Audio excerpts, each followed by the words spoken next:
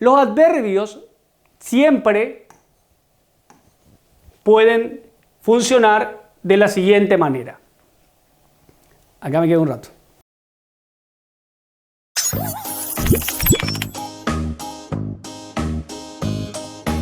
Bienvenidos chicos a una nueva clase de comunicación.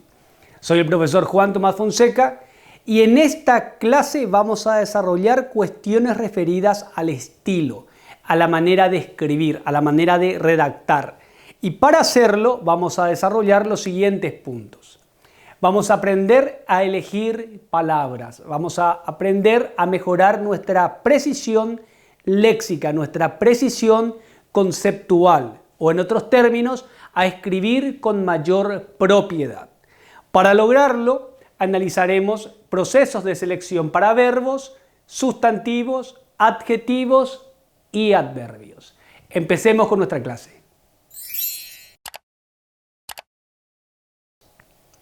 Como estamos acostumbrados, para comprender mejor lo que vamos a hacer, tratemos de definir.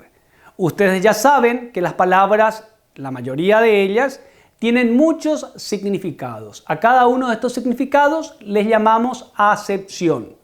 La acepción de una palabra es un significado posible para dicha palabra.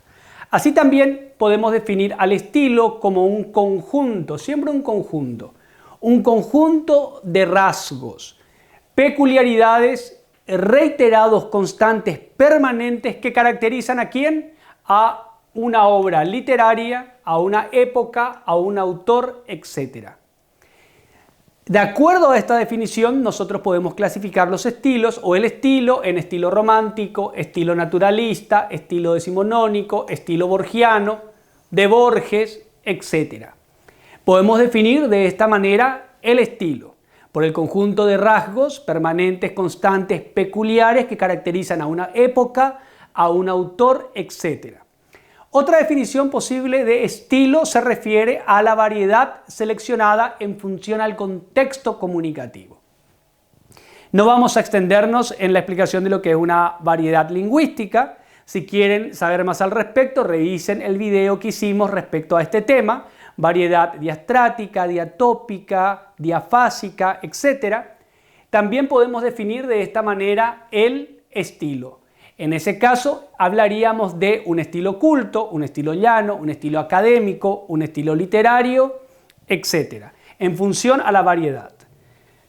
Otra definición posible de estilo sostiene que está determinado por la categoría gramatical, el estilo está determinado por la categoría gramatical predominante en el texto.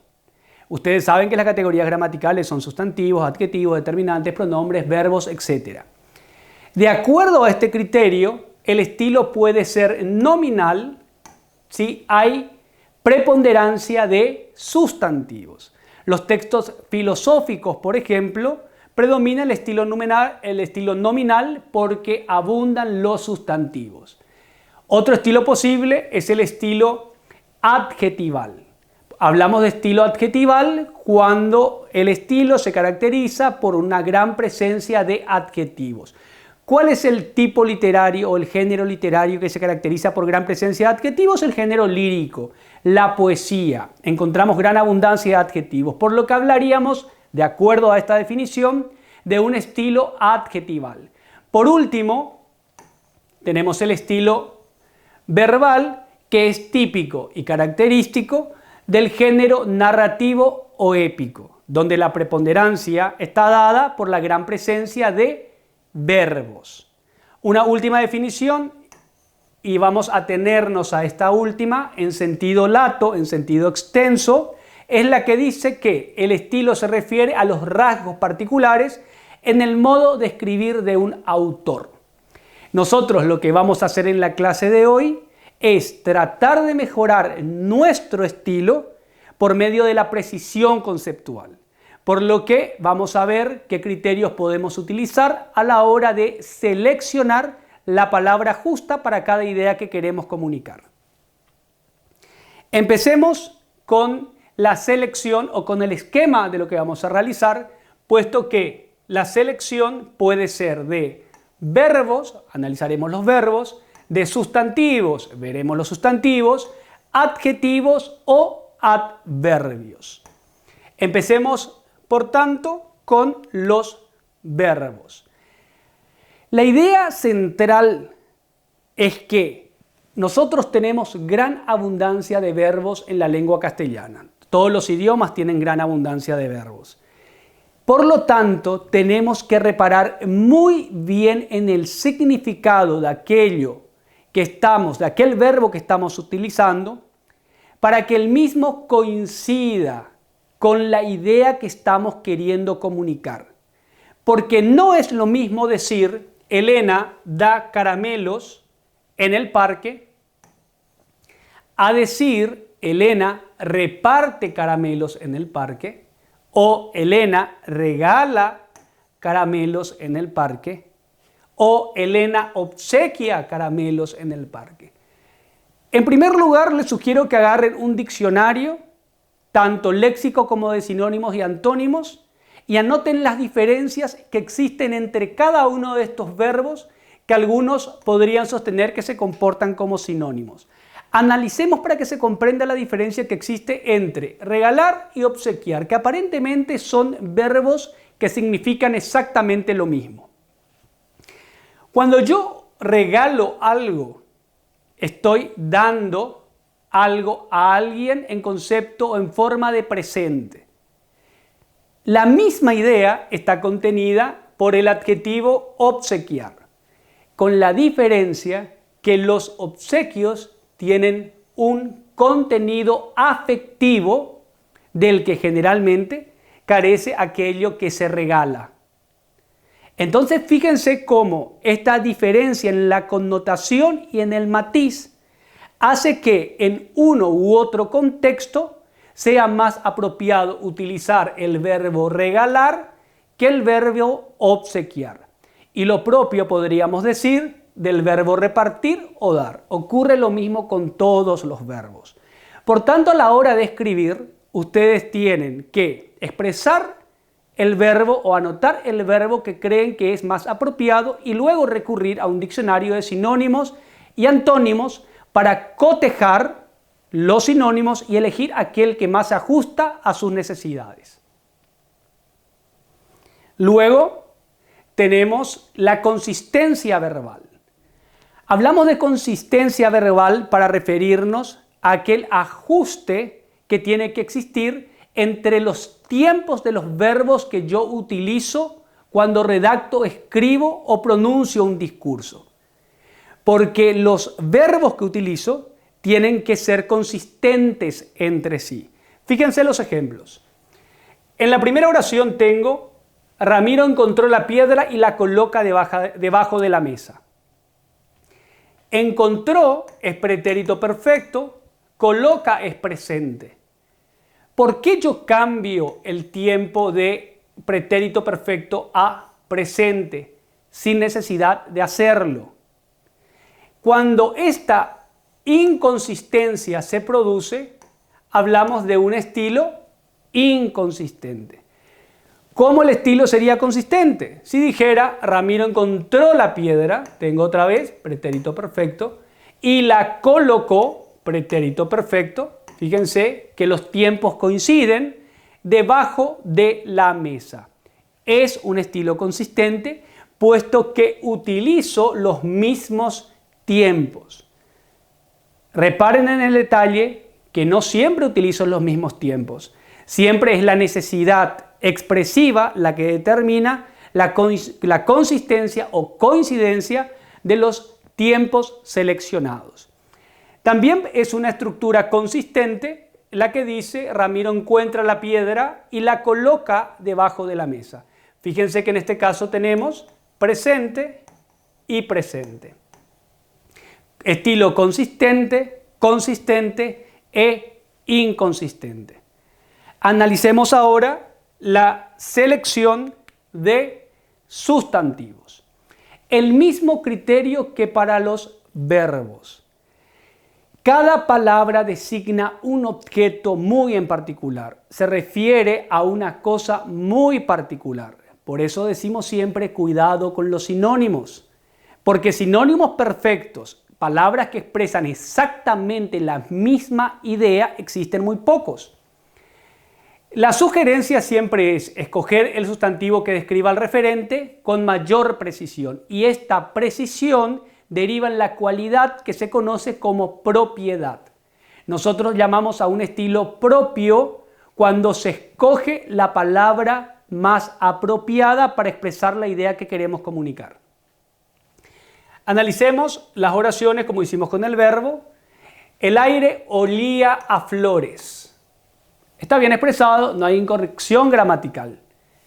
Pero si digo el aire olía a jazmines, ¿hay o no mayor precisión que en la oración anterior?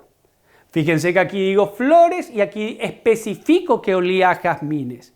Y si el aire olía a jazmines, ¿por qué no digo jazmines en vez de flores? A eso nos referimos cuando hablamos de precisión conceptual y propiedad en el uso de los sustantivos. Fíjense el siguiente ejemplo. Tengo 3 pájaros en casa. Asumamos que yo tengo 3 pájaros en casa. ¿Estoy siendo preciso a la hora de expresar la idea que quiero comunicar? Analicemos la siguiente oración. Tengo 3 jilgueros en casa. Los jilgueros son un tipo de pájaro. Si yo tengo jilgueros en casa, ¿por qué utilizo el hiperónimo pájaros? Para la diferencia entre hiperonimia e hiponimia, vean la clase en la que desarrollamos el concepto. Baste decir ahora que el hiperónimo es una palabra que contiene en su extensión significativa a otras palabras. Así como jazmines está contenido dentro de la extensión significativa de flores, y así como jilgueros está contenido dentro de la extensión significativa de pájaros. Para lograr precisión conceptual, siempre se recomienda, en el caso que sea la necesidad expresiva o que coincida con la necesidad expresiva, seleccionar el hipónimo y renunciar al hiperónimo. Es decir, elijamos el sustantivo que más preciso sea para expresar la idea. Para lograrlo siempre, y esto voy a insistir hoy, busquemos y usemos un buen diccionario léxico y un buen diccionario de sinónimos y antónimos. Ahora, analicemos el siguiente grupo de palabras que uno tiene que aprender a seleccionar. Me refiero a los adjetivos. Así como ocurría con los verbos y ocurría con los sustantivos, ocurre con los adjetivos. Puesto que son los adjetivos los que añaden un significado a los sustantivos. No puedo usar cualquier adjetivo para modificar a cualquier sustantivo. Siempre hay uno que expresa a cabalidad la idea que quiero comunicar, y por tanto es ese adjetivo el que debo seleccionar. La sugerencia que se hace es siempre no devanarse de buenas a primeras la cabeza buscando el adjetivo más apropiado. Pensemos en el primero que nos viene a la mente y luego anotemos este adjetivo y con un diccionario de sinónimos y antónimos cotejemos cuál es el que expresa de la mejor manera la idea que queremos comunicar. Esta siempre es la idea, la mejor forma de lograr o de conseguir precisión conceptual. Fíjense que insulso, aburrido, inexpresivo, podría decirse que son sinónimos. Yo de una persona puedo decir que es insulsa, aburrida o inexpresiva. Pero ¿cuál es la idea que quiero comunicar? Quiero decir que si uso, por ejemplo, insulso, significa algo sin sabor referido generalmente a alimentos. Aburrido a algo que carece de interés. Inexpresivo a alguien o algo que no transmite nada. Fíjense que el contenido semántico significativo de los 3 adjetivos es muy parecido. Y dependiendo de aquello que quiero comunicar, puedo emplear uno u otro. Insulso generalmente es aplicado a alimentos. También puede ser aplicado a personas. Pero aburrido es el adjetivo que generalmente, junto con tedioso, que es un sinónimo, puede o tiene que ser aplicado cuando me refiero a personas. Aquí hay muchas sutilezas y muchos análisis que pueden realizarse. Mas la idea es que ustedes tomen un diccionario, lean los significados y cotejen dichos significados para poder escoger aquel que más se ajusta a lo que quieren comunicar. La recomendación siempre es leer y leer todo lo que pueden, porque el estilo siempre se afina leyendo. Esta tarea, si bien es trabajosa, es la más eficaz para mejorar el estilo. Veamos entonces ahora la última categoría, que es la de los adverbios. Un adverbio, ustedes ya saben, es aquel grupo de palabras que modifica a un adjetivo, a un verbo o a otro adverbio. Los terminados en mente en nuestro idioma son los que mayor fuerza expresiva aportan a lo que uno comunica. Por tanto, tenemos que tratar de seleccionarlos con mucho cuidado. Fíjense que más, mucho, menos, ayer, mañana, no, sí son algunos adverbios. Ya habíamos visto en una clase anterior cuáles son los adverbios, pero también aquellos terminados en mente son adverbios. Estos tienen mayor fuerza expresiva y tenemos que ser muy cuidadosos a la hora de seleccionar dichos adverbios. No es lo mismo decir arduamente que penosamente, que lamentablemente, etc. Pueden comunicar ideas parecidas, pueden tener un contenido semántico similar, pero siempre existen sutilezas significativas que ustedes tienen que ser capaces de advertir para escoger aquel que más se ajusta a sus necesidades. Estos son los 4 criterios fundamentales o los 4 grupos de palabras fundamentales que tenemos que tener mucho cuidado a la hora de seleccionarlos.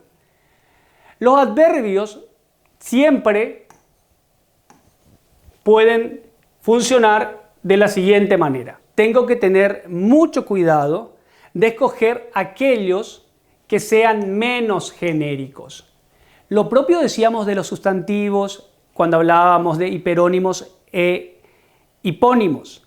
Hay sustantivos que expresan con menor extensión significativa la idea que quiero comunicar. Estos sustantivos, cuando hablamos de los sustantivos que expresan con más precisión la idea, son los que tengo que elegir, y lo propio pasa con los adverbios genéricos. Los adverbios genéricos tenemos que tratar de evitarlos y tenemos que buscar aquellos adverbios que expresan con mayor precisión, y la palabra clave de esta clase es precisión, la idea que quiero comunicar.